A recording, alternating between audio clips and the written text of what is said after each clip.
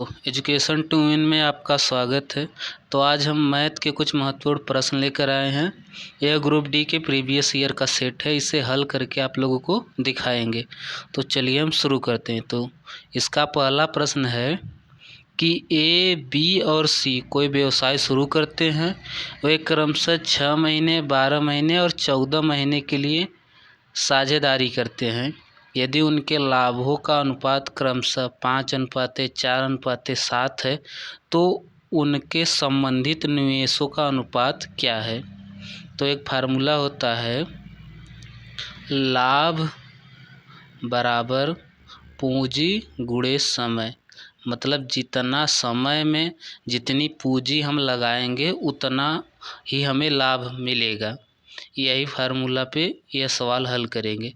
अब मान लीजिए हम अगर पूंजी ज्ञात करेंगे तो समय को यहाँ से हटाकर लाभ से में भाग दे देंगे तो हमें पूंजी का अनुपात पता चल जाएगा। तो यहाँ दिया गया है, पहला लाभ दिया गया है 5, दूसरा लाभ दिया गया है 4 और तीसरा लाभ दिया गया है 7। पहला लगाया गया है 6 महीने के लिए और दूसरा 12 महीने का समय दिया गया है और तीसरा 14 महीने का समय दिया गया है। तो हम 7 से काटेंगे एक बार, 7 से काटेंगे 2 बार, इसे काटेंगे 4 से एक बार, इसे काटेंगे 4 से 3 बार। तो आ जाएगा 5/6, यहाँ आ जाएगा 1/3 और यहाँ आ जाएगा 1/2। हम साधारण रूप में इसे लिखना चाहेंगे तो 6 का, 3 का और 2 का एलसीएम इन संख्याओं में एलसीएम जितना आएगा इन संख्याओं में उतने का गुणा कर देंगे। 6 का, 3 का और 2 का एलसीएम 6 होता है तो हम 6 में इसमें भी गुणा कर देंगे, 6 का इसमें भी गुणा कर देंगे और 6 का इसमें भी गुणा कर देंगे। इसे काटेंगे तो यहाँ आ जाएगा 5, इसे काटेंगे तो यहाँ आ जाएगा 2 और 6 को 2 से काटेंगे तो आ जाएगा 3। यानी पूंजी का जो अनुपात होगा वो 5:2:3 होगा। यानी तीसरा विकल्प इसका सही जवाब होगा। अगला प्रश्न देखते हैं। अगला प्रश्न है 5 पुरुष और 6 महिलाएं एक कार्य को 6 दिन में कर सकते हैं, जबकि 3 पुरुष और 5 महिलाएं उसी कार्य को 9 दिन में कर सकते हैं। 3 पुरुष और 2 महिलाएं उसी कार्य को कितने दिन में कर सकते हैं, यह हमसे पूछा गया है। तो इसे हल करते हैं। तो यहाँ लिखेंगे 5, पुरुष के लिए मैन लिख दे रहे हैं यानी एम, और महिलाएं के लिए एफ लिख दे रहे हैं यानी फीमेल। 5 पुरुष और 6 महिलाएं 6 दिन में काम करते हैं और उतना ही काम 3 पुरुष यानी 3 मैन और 5 फीमेल 9 दिन में करते हैं। 5 पुरुष, 3 पुरुष और 5 महिलाएं उसी कार्य को 9 दिन में करते हैं। तो इसे काटेंगे 3 से 2 बार में और इसे काटेंगे 3 से 3 बार में। 2 से यहाँ गुणा करेंगे तो आ जाएगा 10m प्लस 12f और दूसरी ओर हो जाएगा 3 से 3 में गुणा करेंगे आएगा 9m प्लस 15f। हम m को इस साइड ले आएंगे, मतलब ये जो 9m है इसको इस साइड ले जाएंगे और 12f को इस साइड ले जाएंगे। तो 10 में से 9m जाएगा तो 1m बचेगा, m लिख दे रहे हैं। और इधर है 15 में से 12 जाएगा तो 3f बचेगा। f को इधर से हटाकर नीचे लिख दे रहे हैं क्योंकि इधर गुणा में है, इधर आ जाएगा भाग में। तो इनका अनुपात होगा, मैन का क्षमता है वह 3 होगा और फीमेल यानी महिलाएं की क्षमता 1 होगा। चाहे पहले समीकरण में रख के टोटल वर्क निकाल सकते हैं या दूसरे समीकरण में रख के टोटल वर्क निकाल सकते हैं। तो हमने पहले समीकरण में रखा तो मैन की क्षमता 3 है और यहाँ 5 मैन है तो गुणा करेंगे 15 मैन हो जाएंगे यानी 15 आदमी। फीमेल यानी महिलाएं की संख्या 6 है, उनकी क्षमता 1 है। 6 में 1 का गुणा करेंगे आएगा 6, इसको जोड़ेंगे आ जाएगा 21 और कितने दिन में काम कर रहे हैं 6 दिन में। यानी टोटल वर्क जो है वह टोटल वर्क होगा 126। यह टोटल वर्क है। हमें काम करवाना है 3 महिलाएं और 3 पुरुष और 2 महिलाएं से। तो एक पुरुष का क्षमता 3 है और 3 पुरुष का क्षमता जो हो जाएगा वह हो जाएगा, एक पुरुष की क्षमता 3 है और 3 पुरुष की क्षमता हो जाएगी 9। एक महिला है, उसकी क्षमता 2 है और यहाँ 2 महिलाएं कार्य कराना है, तो 2 में 1 का गुणा करेंगे आ जाएगा 2, यानी टोटल हमें कराना है 11 लोगों से और टोटल कार्य है 126। 126 में जब हम 11 का भाग देंगे तो आ जाएगा 11 सही 5/11, क्योंकि 11 में 11 का गुणा करेंगे तो 121 आएगा, 5 शेष बचेगा, 5 ऊपर लिख दें 11 नीचे। यही टोटल दिन लगेगा कार्य करने में, यानी जो दूसरा विकल्प है 11 सही 5/11, यह इसका सही जवाब है। अगला प्रश्न देखते हैं। अगला प्रश्न है 14 वर्ष पहले एक पिता की आयु उसके पुत्र की आयु की 3 गुनी थी। वर्तमान में पिता की आयु उसके पुत्र की आयु की 2 गुनी है।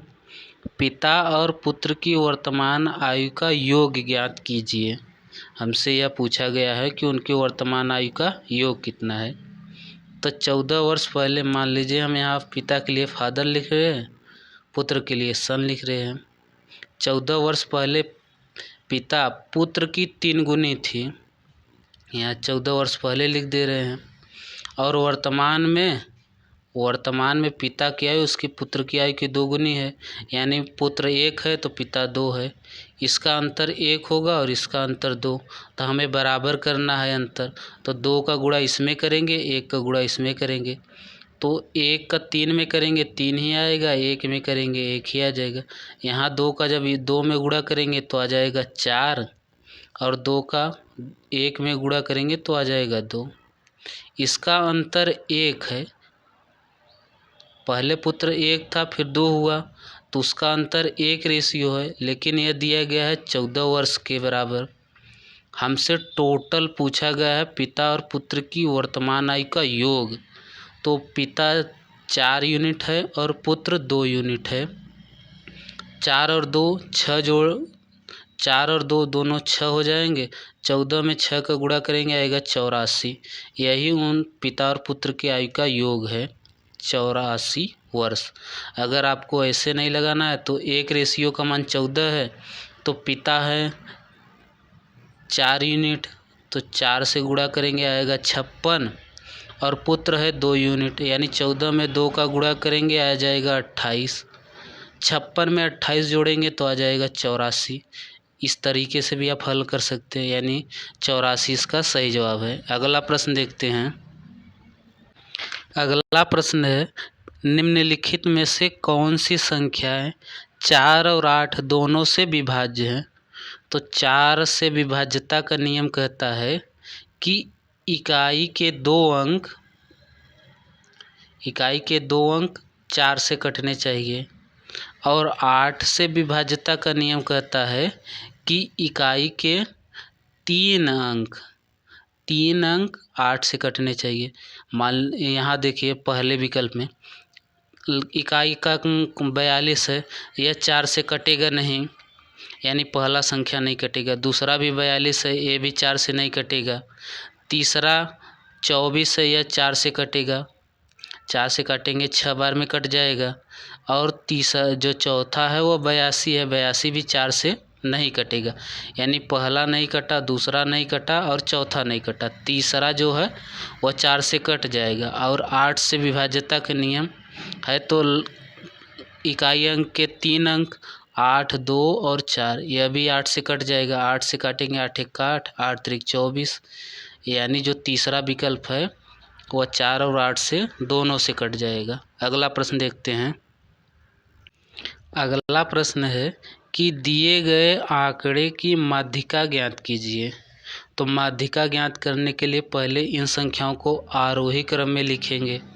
आरोही क्रम में लिखने के लिए पहले 11 आ जाएगा, फिर 15 आएगा, फिर 16 आएगा, फिर 17, 18, 22, उसके बाद 33, उसके बाद 51, 71 और 75। या टोटल 10 अंक हो गए, इसमें भी गिन सकते हैं 1 2 3 4 5 6 7 8 9 और 10। यह भी है 1 2 3 4 5 6 7 8 9 और 10।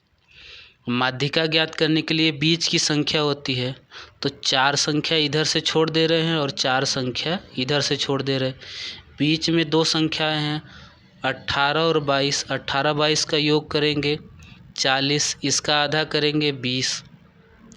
20 इसका माध्यिका है जो कि चौथे विकल्प में है इसका सही जवाब। और ऐसे भी नहीं आ रहा है तो 18 और 22 इसकी जो माध्यिका होगी वह 20 होगी, ऐसे भी ज्ञात कर सकते हैं। माध्यिका जो होती है वह बीच की संख्या होती है। अगला प्रश्न देखते हैं। अगला प्रश्न है साधारण ब्याज पर निवेशित एक निश्चित धनराशि 2 वर्ष में 1250 और 5 वर्ष में 2000 हो जाती है। ब्याज की दर ज्ञात कीजिए दशमलव के 2 स्थान तक। तो इसे हम हल करके दिखाते हैं।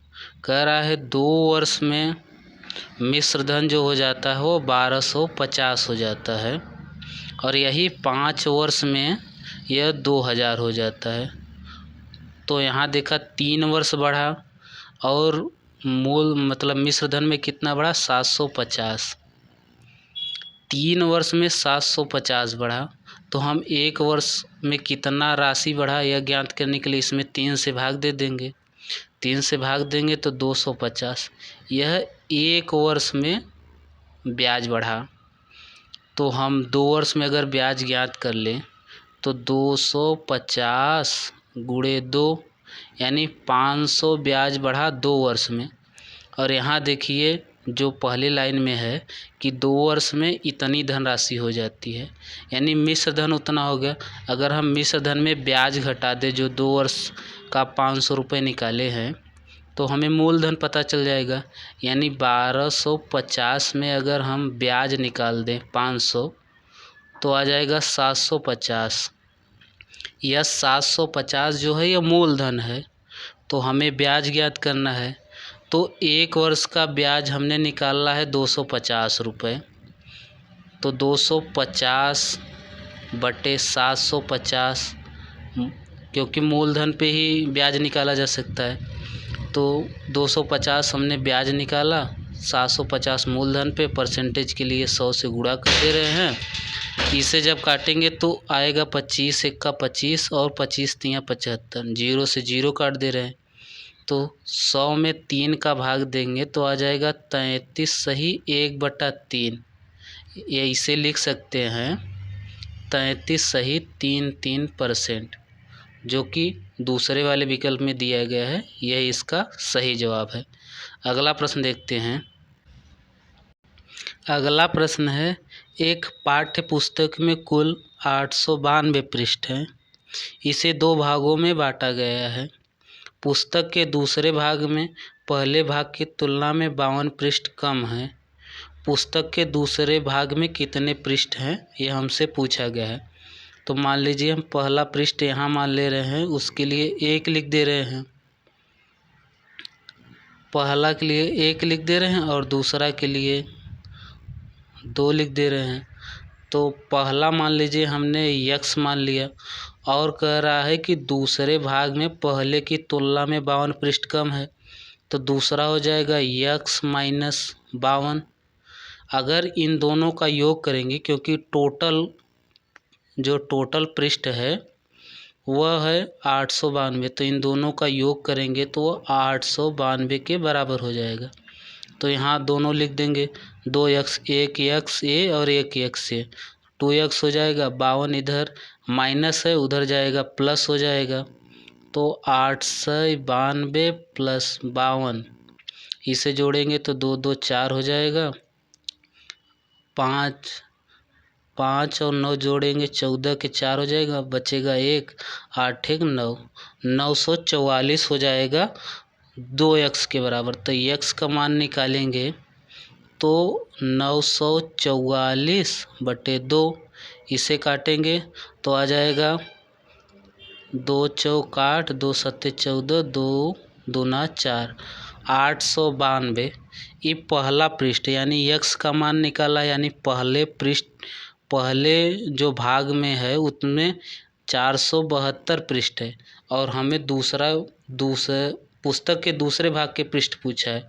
तो हम 472 में 52 घटा देंगे, आ जाएगा 420 और 420 इसका सही जवाब है। यहाँ से देख लीजिए, हमने दूसरे पृष्ठ के भाग को माना है x-52, इसीलिए हम x में से 52 घटा दे रहे हैं। अगला प्रश्न देखते हैं।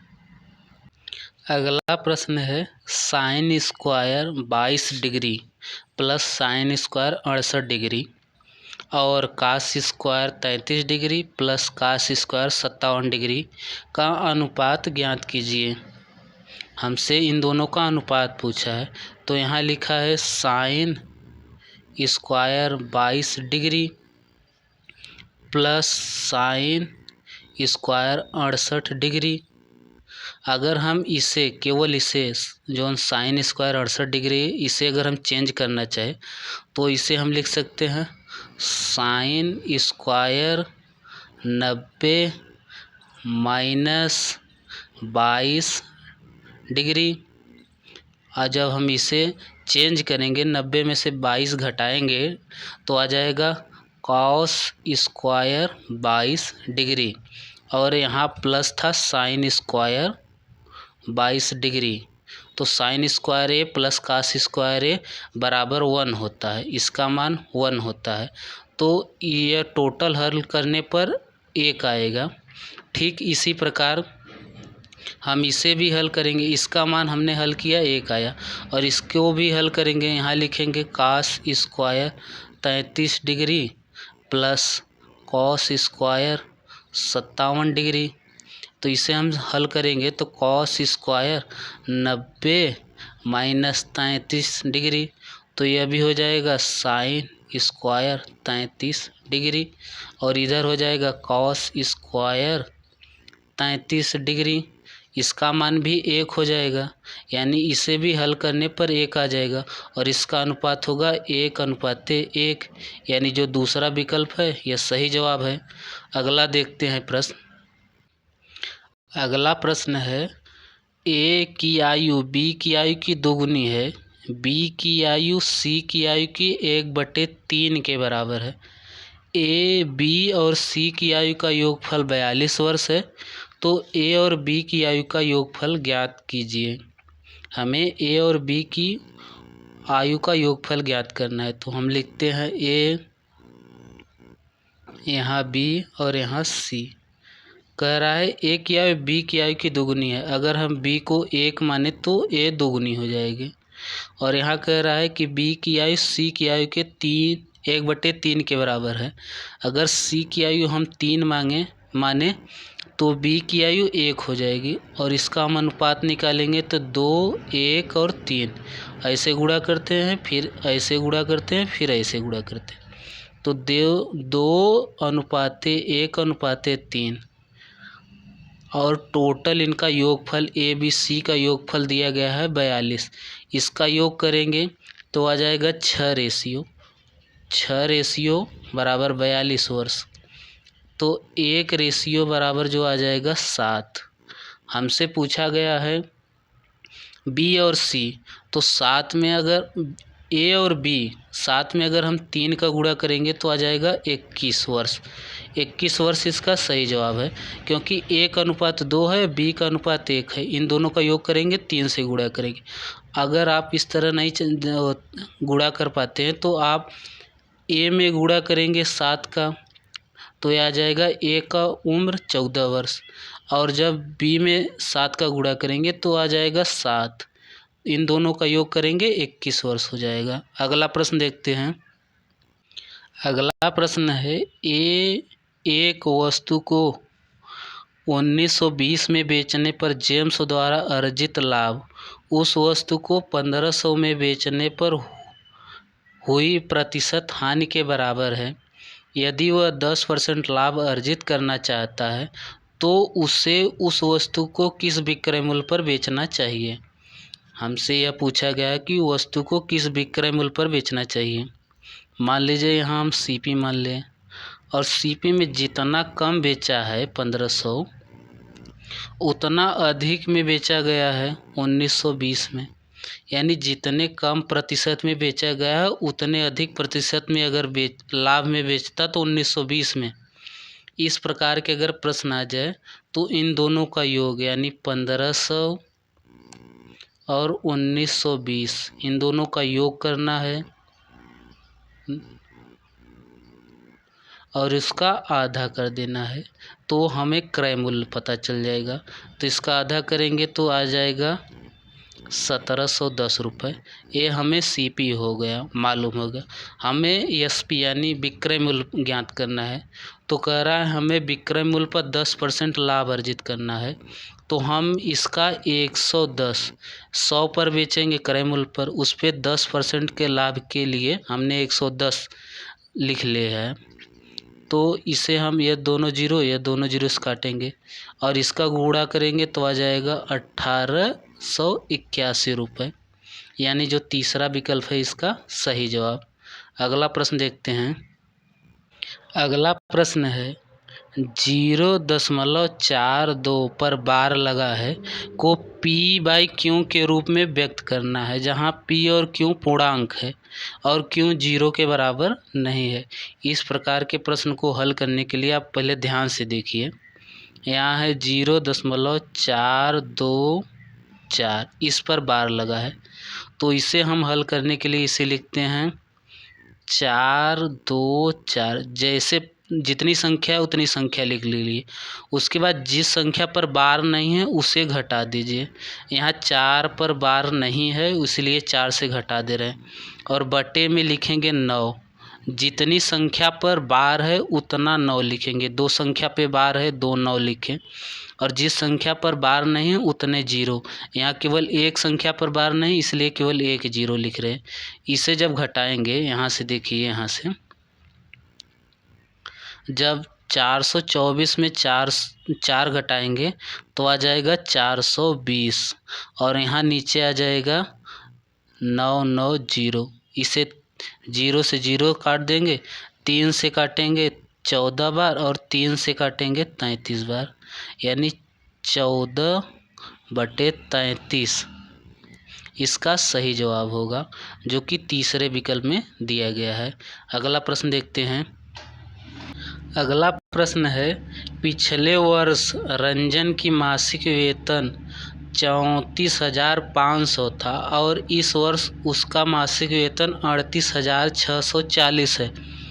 पिछले वर्ष के मासिक वेतन की तुलना में इस वर्ष रंजन के मासिक वेतन में कितने प्रतिशत की वृद्धि हुई, यह हमसे पूछा गया है। तो पहले था 34,500, फिर बढ़कर हुआ 38,640। तो कितना बढ़ा?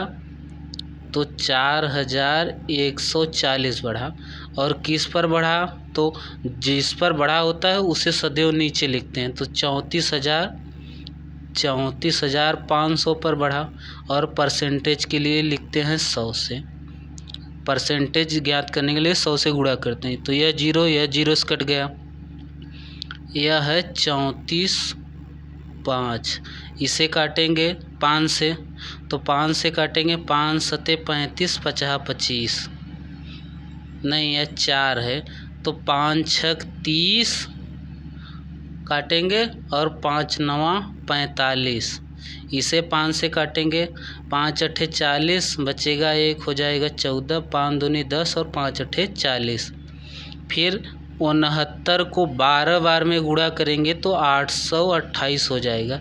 यानी इसको डायरेक्ट काटेंगे तो 12 बार में कट जाएगा, यानी 12% इसका सही जवाब होगा। अगला प्रश्न देखते हैं। अगला प्रश्न है 36 संख्याओं का माध्य 42 है। बाद में यह पता चला कि एक संख्या 47 को चूकवश 41 पढ़ लिया गया था। तो दी गई संख्याओं का सही माध्य ज्ञात कीजिए। तो यह कह रहा है कि जहाँ 47 हमें पढ़ना चाहिए था वहाँ उन्होंने 41 पढ़ लिया, यानी 6 का कमी हो गया। तो कमी हुआ टोटल संख्याओं पर, यानी 36 पर। तो इसे काटेंगे तो 1/6 आ जाएगा। या इसे हम अगर भिन्न के दशमलव के रूप में लिखेंगे तो दशमलव लिखेंगे, 1/6 को दशमलव लिखेंगे। दशमलव जब बढ़ाएंगे तो यहाँ 0 हो जाएगा, तो 1 बार जाएगा, उसके बाद 4 बचेगा, फिर 40 हो जाएगा, फिर 6 6 6, मतलब 0.166 की कमी हो जाएगी। तो सही माध्य ज्ञात करने के लिए हम 42 में 0.1666 लगातार जोड़ेंगे, यानी 42.1666, या कई बार 6 लिखने के बजाय हम लिख सकते हैं 42.17। तो इसका यही सही जवाब होगा, यानी पहला जो विकल्प है 42.7, यही इसका सही जवाब है। अगला प्रश्न देखते हैं। अगला प्रश्न है 7 मीटर त्रिज्या और 20 मीटर ऊंचाई वाले बेलनाकार टंकी से भरे पानी की मात्रा ज्ञात कीजिए। यह ज्ञात कीजिए कि टंकी पूर्ण रूप से भरी हुई है। यहाँ कह रहा है भरे टंकी की मात्रा, यानी आयतन ज्ञात करना है, बेलन की आयतन ज्ञात करना है। आर का मान दिया गया है, आर बराबर त्रिज्या होता है 7 दिया गया है, और एच का मान दिया गया है 20 मीटर, एच ऊंचाई होता है। तो बेलन का आयतन होता है πr²h। तो हम यहाँ लिखेंगे 22/7, पाई का मान है, आर दिया गया है 7 × 7, आर का स्क्वायर, आर 7 मान दिया गया है तो आर 2 बार लिखेंगे क्योंकि स्क्वायर है, और गुणे 20, हाइट का मान 20 दिया गया है। इसे काटेंगे, इससे 7 से 7 को काटेंगे और इसको गुणा करेंगे। 20 में 22 का गुणा करेंगे तो आ जाएगा 440, और इसमें 7 का गुणा करेंगे तो आ जाएगा 7 चौक 28। पहले 7 से गुणा करेंगे 0, हम 7 1 का 7, फिर 7 चौक 28 बचेगा 2, फिर 7 चौक 28 2 30, यानी 3080 मीटर क्यूब इसका सही जवाब है, जो कि चौथे विकल्प में दिया गया है।